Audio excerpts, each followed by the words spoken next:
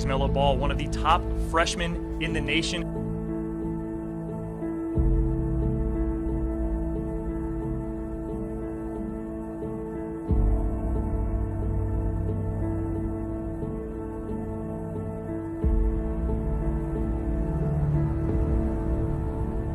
You're widely considered one of the best players in the 2019 class. It's rare for a freshman to have that label.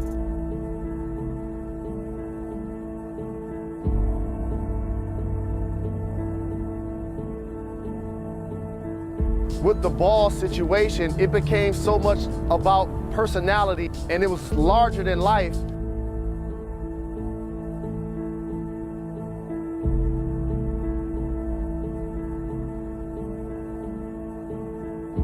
But then we started to discuss, and in a lot of ways, they started to move like the other two guys were already in the league, but they weren't. So when you send them overseas to play against older guys, they're not necessarily as dominant as you want them to be. They don't have the results that you felt they should have.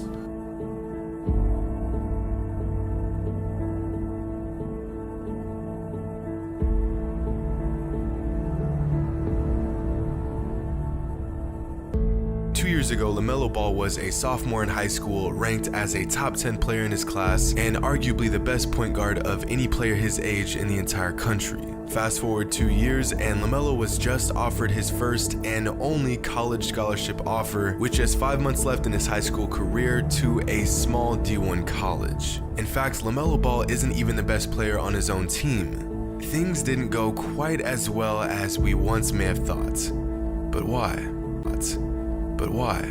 If you take a second to look past all the antics, the headlines, the GOAT, his father LeVar, it's pretty obvious that Lamelo Ball is a solid D1 prospect. Matter of fact, scratch that. Lamelo Ball, a 6'7" lengthy court general, isn't just a potential D1 hooper. He's one of the best players in his entire class. Right? When you look at the whole picture, his potential, his incredible growth this year both in stature and athleticism, this seems like a no-brainer. But just to be sure, let's take a closer look at Melo. Why and where his decline began, and if it's too late for him to recover from this steep fall off in the eyes of the public, the media, and recruiters.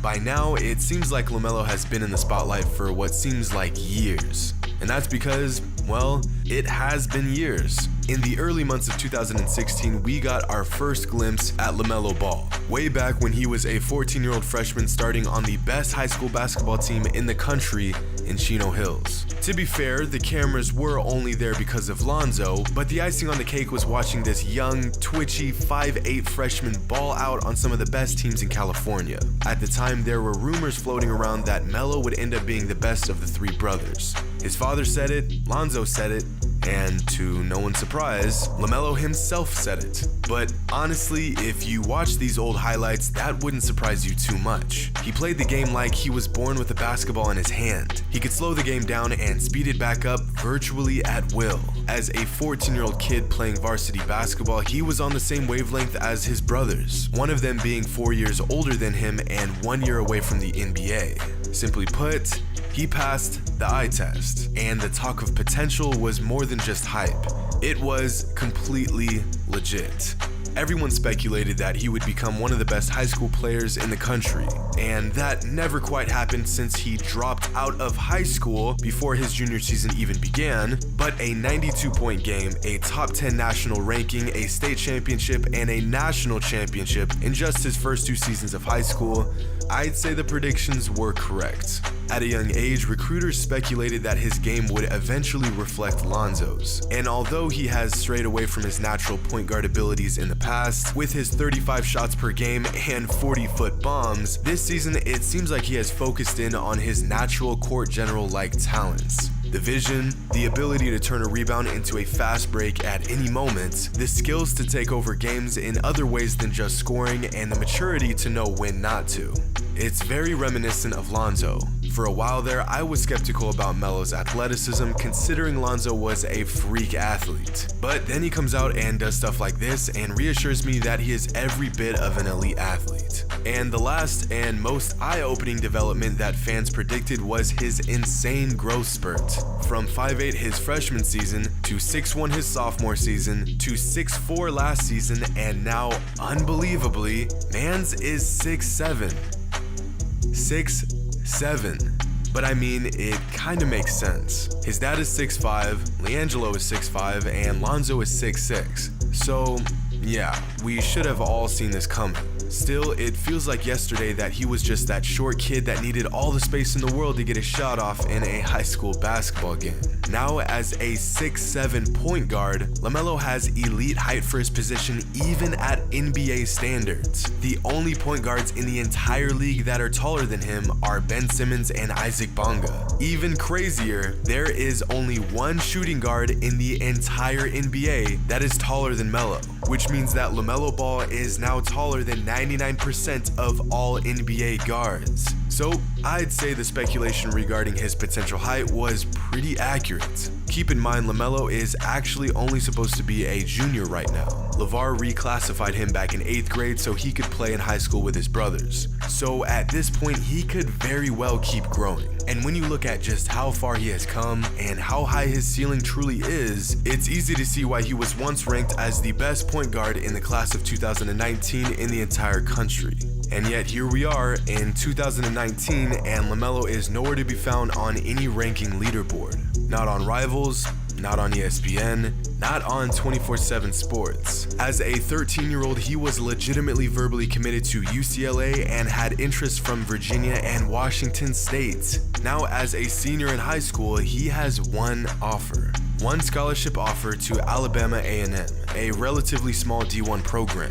On January 27, 2017, ESPN released an article ranking Lamelo as the 8th best player in his class, just a few spots behind RJ Barrett. And yet one of these players is going to be a lottery pick in the NBA draft in a few months, and the other could possibly be playing ball at a mid-level college basketball program. To add insult to injury, after UCLA suspended LiAngelo Ball last season, LeVar had the audacity to go out of his way and say that Lamelo would never play for UCLA, which I guess is perfectly okay with Melo since according to him, the list of schools he would like to attend is short and filled with blue chip talent. Now, Barrett's development has nothing to do with Melo, but considering both of them were top recruits and both have expanded and developed their game immensely in the past 2 seasons, it's eye-opening to see just how different their situations are. 2 years ago, RJ was still a relatively unknown high school hooper. 2 years ago, Lamelo dropped 92 points in a game, became the most famous 15-year-old on the planet, and set the basketball world on fire. As a 15-year-old, some people considered him to be the best player of any age in all of California. Now Melo isn't even the best player on his own team. Spire Academy, where Lamelo now plays, is also home to Mark Watts, a 4-star recruit, Michigan State commit, and the 6th best point guard in the country. It's also home to Isaiah Jackson, a 5-star recruit and one of the best players in the entire country. And when you look at the path Lamelo has taken, from dropping out of high school, to playing overseas, to playing in his own father's basketball league and averaging 40, 15, 11, and 4 a game, it's not hard to figure out what's going on here.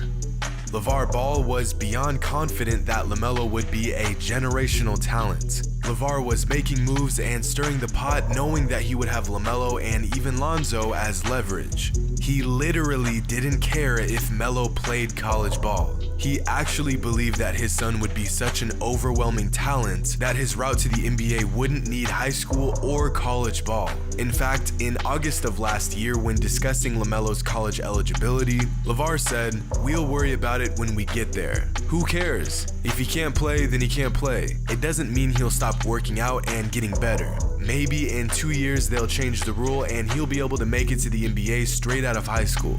But one thing he forgot to consider out of all of this is that Lamelo was never guaranteed to be the talent we once thought he would be.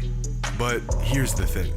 I honestly believe that Lamelo has developed into much more than we thought he would. Regardless of the picture that has been painted about his talents or lack thereof, Lamelo Ball is every bit of a blue chip, 5-star prospect we once thought he was, and his full potential is still unknown.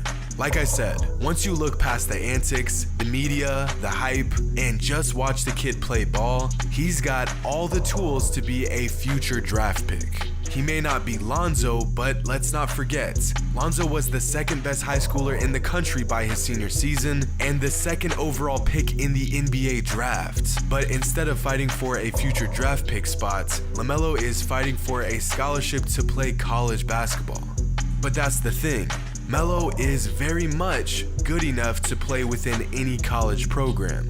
So why is he not getting any offers? Well, the answer may be much more than you think. Realistically, Lamelo won't even be able to play college basketball. I know it's something that we all just assumed would come next, but really, think about what's taken place over the past year. Lamelo hired an agent, which in itself is enough to forfeit an athlete's amateur status. But recent NCAA rule changes might allow for the family to protest. Starting this season, high school players may work with an agent provided that they have been identified as elite by USA Basketball. But USA Basketball has never quite defined Lamelo as elite. He also had his own signature shoe. When Big Baller Brand announced Lamelo Ball's signature shoe, the NB1, in August of 2017, his future college eligibility immediately came into question. And of course, his eligibility will depend on how the NCAA interprets Big Baller Brand. Is the company considered a family business, or is this player making money off of his own image?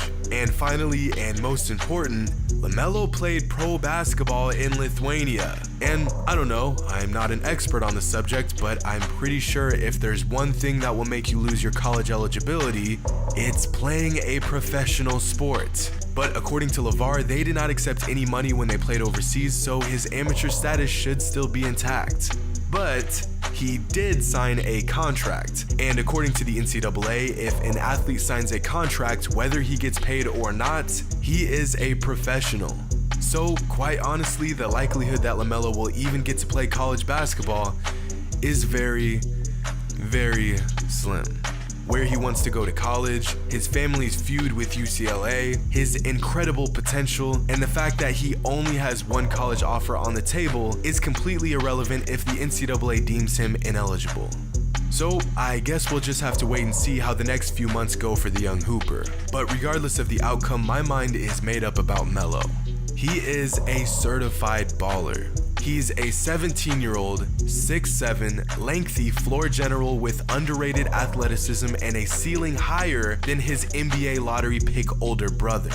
The tools are there. Now, if he chooses to use them and become the player he has the potential to be, is up to him. Hope you all enjoyed, and as always, until next time.